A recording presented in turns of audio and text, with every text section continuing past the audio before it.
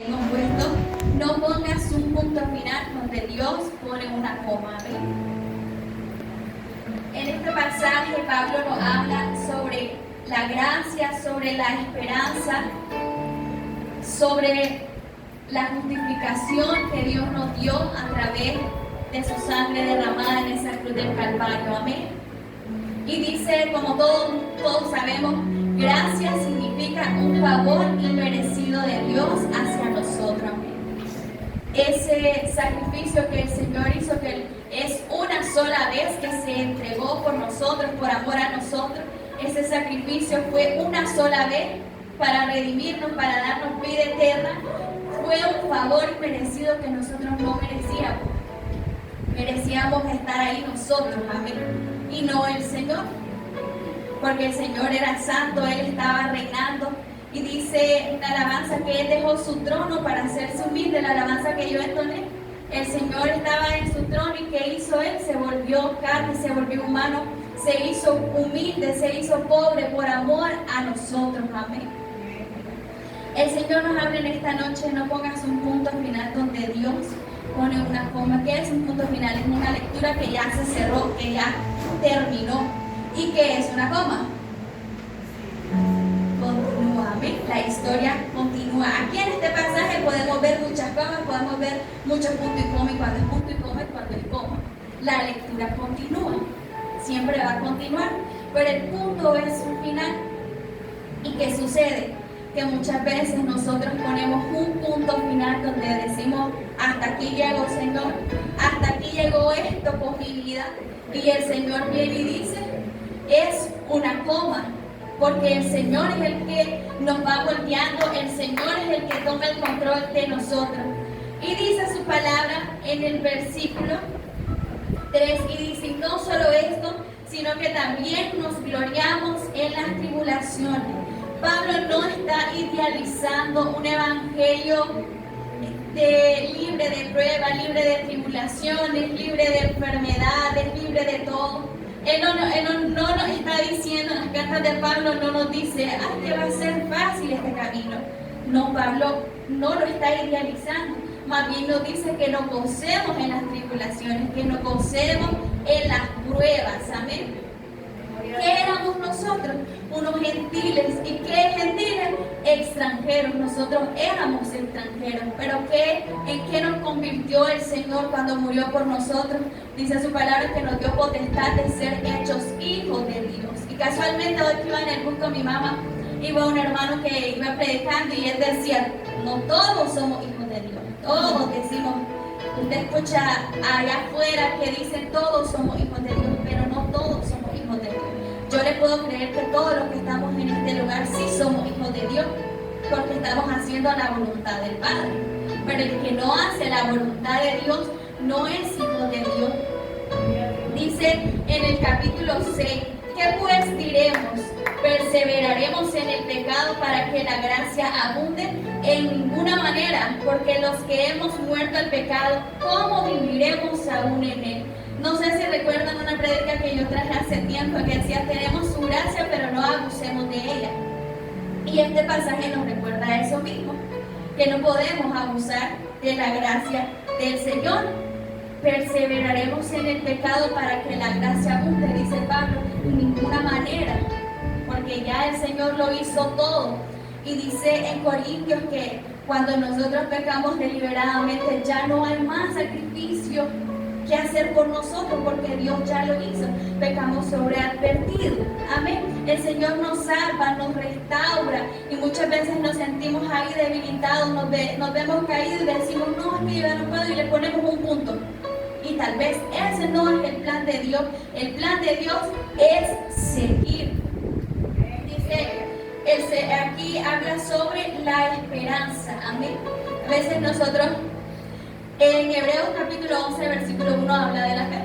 Y dice que la fe, la certeza de lo que se espera, la convicción de lo que no se ve. A veces cuando nosotros tengo la esperanza de que esto suceda, y como que estamos viendo algo, ya nosotros tenemos la esperanza de ver al Señor, tenemos la esperanza de ir al cielo, de vivir una vida con Cristo, y la estamos viendo, la estamos anhelando. pero a veces la esperanza de nosotros se pierde. Nosotros decimos, no hay nada que hacer, no hay esperanza. Pero Pablo nos insta que, sabiendo que la tribulación produce paciencia, a veces nosotros somos impacientes. Y miren, yo predico esto porque es lo que a mí me pasa, porque muchas veces como seres humanos somos impacientes, queremos todo ya, o queremos cerrarlo ya. Si el Señor no respondió es porque no va a suceder, decimos nosotros. Si el Señor nunca me habló, porque el Señor guarda silencio. Cuando nosotros iniciamos el culto, estaba cantando la alabanza, alaba a Dios, amén. ¿Y qué dice esa alabanza? Alabémoslo en todo tiempo, estemos pasando lo que estemos pasando, debemos alabarlo. Y dice Pablo, que nos gloriamos en la esperanza y en la gloria de Dios. Nos gloriamos en las tribulaciones, debemos gloriarnos en las tribulaciones, en todo lo que pasa.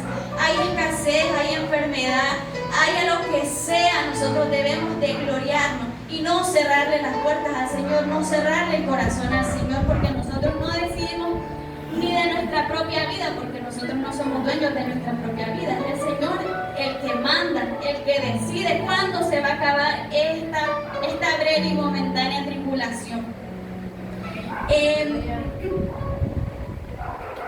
Nosotros vemos, ¿cuántos conocemos la historia de Pablo? Dice que Pablo tenía un aguijón. Ayer que andábamos donde la hermana estábamos hablando sobre eso y hablaba mucho a mi vida, porque a veces el Señor pone algo en nosotros, que eso es lo que nos va a permanecer humillados ante su presencia. La Biblia no especifica qué era el aguijón de Pablo. Muchos pueden decir, es que era una enfermedad. Otros dicen, es que el aguijón de Pablo era la mujer. Otros pueden decir lo que sea, que él tal vez tenía algo en él que no le gustaba. Pero dice en 2 de Corintios, vamos a leer en 2 de Corintios, capítulo 12.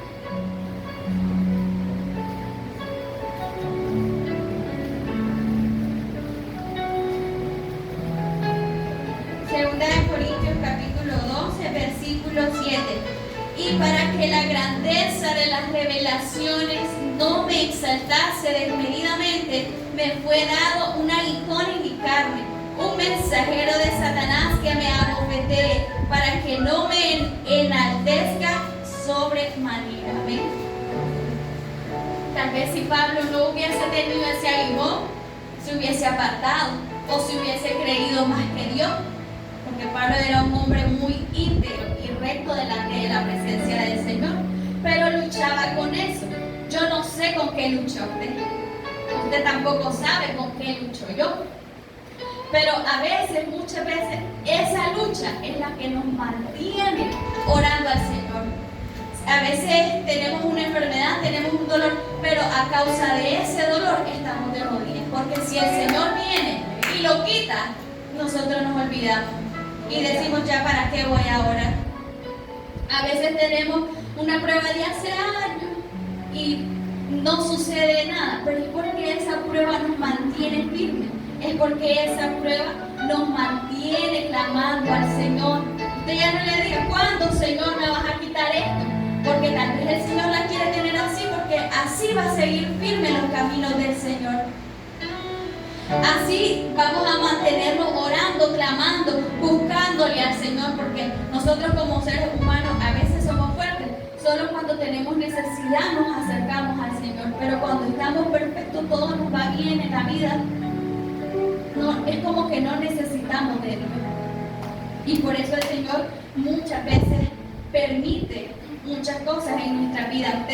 Usted sabe, conoce su vida, usted sabe con qué lucha está viviendo en estos momentos.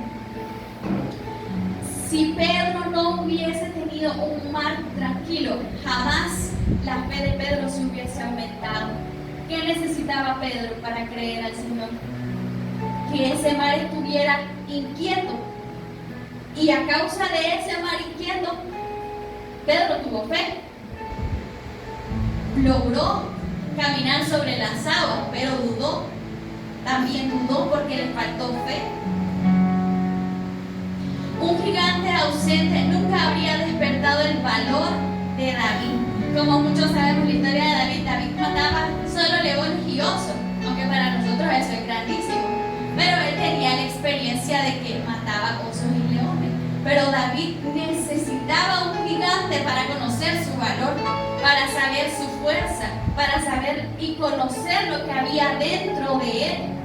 Si el Señor nunca le hubiese puesto a Goliat, y nadie creía en David, nadie creía en él, porque lo miraban ahí todo chiquitito, lo miraban como que nunca iba a crecer, le ponían un punto a David, pero ese no era el punto de Dios, ese era una coma, porque el Señor tenía muchísimos planes para con David. Y si David no hubiese matado a Goliat, no hubiese tal vez sido rey, no hubiese llegado a ser rey, no hubiese matado a los otros hermanitos, a los otros gigantes que habían después de Goliat. Y es lo que yo les decía, a veces necesitamos que eso suceda en nuestra vida para que le sigamos clamando fervientemente, para que el amor que nosotros sentimos por Dios permanezca. Solo imagínense qué duro es el corazón del ser humano, que el Señor tenga que ponernos algo, tenga que ponernos un aguijón para que nosotros podamos permanecer fiel al Señor, porque Él nos conoce, Él sabe que nosotros somos muchas veces desinteresados del Señor. Un llamado sin dificultad nunca hubiese formado el carácter de Moisés. Moisés, ¿qué era? Un tartamudo. Él le decía al Señor: yo soy tartamudo, Señor. Pero si Moisés no hubiese enfrentado todo lo que enfrentó para sacar al pueblo de Israel de Egipto, jamás se hubiese dado a conocer el carácter que Moisés tenía. Tal vez él no lo conocía, ese carácter, tal vez él no sabía de lo que era capaz. Él tal vez estaba cerrado, él ponía su propio punto de que no, Señor, soy tartamudo, ¿cómo voy a liderar un pueblo tan grande como el pueblo de Israel? Pero el Señor, y dice su palabra en Éxodo, que el Señor endurecía el corazón del faraón. Él lo endurecía, no que el faraón era duro de corazón, pero dice que el Señor le endureció el corazón, y a causa de ese corazón endurecido, Moisés forjó su carácter. El Señor forjó el carácter de Moisés. Yo no sé qué te está estancando a ti, yo no sé qué punto te estás poniendo tú mismo, no sé cuál es tu lucha, cuál es tu proceso, no sé, pero el Señor hoy te dice que es una coma el que Él pone, no es un punto final. Algo debemos de pasar para que nosotros podamos forjar nuestro carácter, porque el carácter no es temperamento. Yo soy de carácter fuerte y hablo fuerte. El carácter se conoce en el altar, el carácter se conoce en la oración, se conoce en la humildad.